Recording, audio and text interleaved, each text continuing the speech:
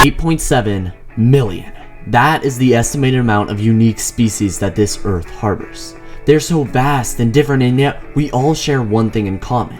It is the inevitable end to all creatures, the one thing that nobody can escape. Death. And we as humans are beyond obsessed with this, and why is that? Why is death the thing that humans have been fascinated with since the very dawn of existence? Well, today, we find out. There's nothing like it, not like the way you I can try, but I can't hide it from you. 'Cause I can't wait for you. I can't wait for you.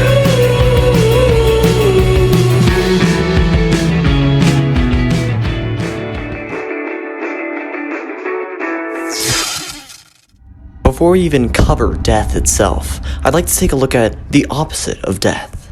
Immortality. Something people have been thinking of since the dawn of humanity. The first ever record of immortality can be found in the literal oldest work of fiction that we know of, the Epic of Gilgamesh.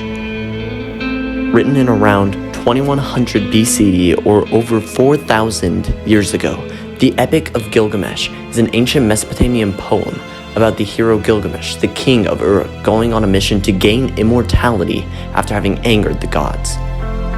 And since then, tales of immortality can be found all over the world, and honestly, who can blame them? But is immortality really that good of a thing?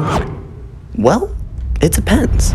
If one person does gain immortality, and they alone are the ones who possess this power, then yes, they do live forever, but they also must endure the incredible pain of watching all the ones they know and love die as they stay unchanged forever. But that's an argument that everyone's heard before. So then, what if everyone had immortality? Well, then everyone would keep living and nothing would change. The reason our world keeps changing is because with each new generation comes new ideas, and it allows us to keep changing and improving, even if some of the ideas are a bit out of it.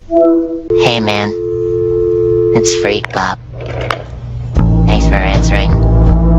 People usually don't answer. But back to death. Death has always been a driving force in human literature. We often see stories mainly driven by death in some way, showing how intrigued we are by it. I mean, let's not kid ourselves, we all had that phase in middle school, we thought we were great writers, right? Right? Well, if you did have that phase, then I already know a lot of the stories that we wrote centered around death. But why is that? Why is that something that we all gravitate towards?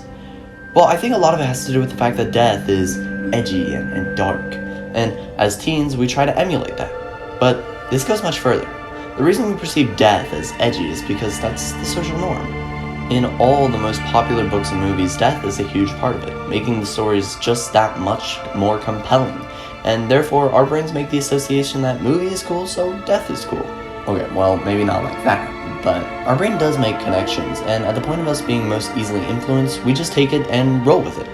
Typically, around the time that we get into our late teens, we begin to realize that that is not in fact the case, but even after that point, when making a story, we like to include stakes, and death is simply the biggest thing we can think of. I mean, what could be worse than death?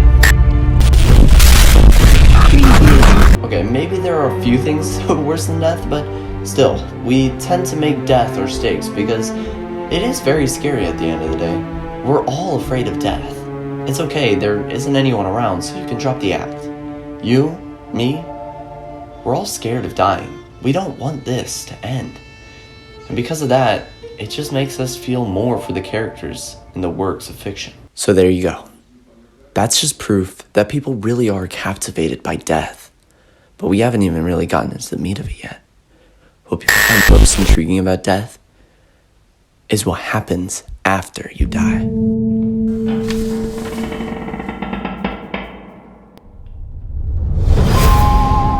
Obviously, the most famous type of afterlife is the classic heaven and hell.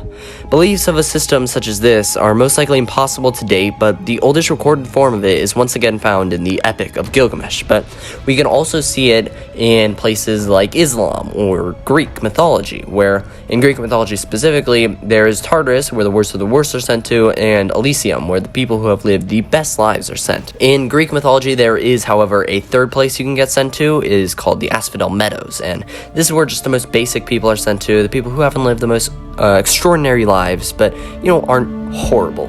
But, you get the gist. In religions such as Hinduism, they believe in reincarnation after death, where you will be reborn into a new body after passing. And in Hinduism specifically, depending on the amount of karma you gain throughout your life, your new life will be favorable or less favorable. One thing you will notice, however, is that in all religions, no matter how different their afterlives may be, they all have an end goal of some kind. In Christianity, you aim to enter heaven. Jannah for Islam, and though it can be achieved during your lifetime, in Sikhism, you aim to achieve mukti and merge with God. Even in religions such as Hinduism, where it seems like reincarnation is their form of afterlife, this is in fact not the case. In Hinduism, you aim to achieve moksha, which is escaping reincarnation and achieving peace. And I think these goals actually show us the real reason as to why we as humans are so interested in death. There has been a question that has been asked time and time again. What is the purpose of life? This is a question that we do not like as humans because, well, we don't have an answer to it. And this feeling of not having an answer, it makes us frustrated. So we decide to look to death. The final frontier. The final barrier between us and potentially figuring it all out. It's the blank space in our knowledge, and perhaps if we could figure out what happens after death, then we'll figure it all out.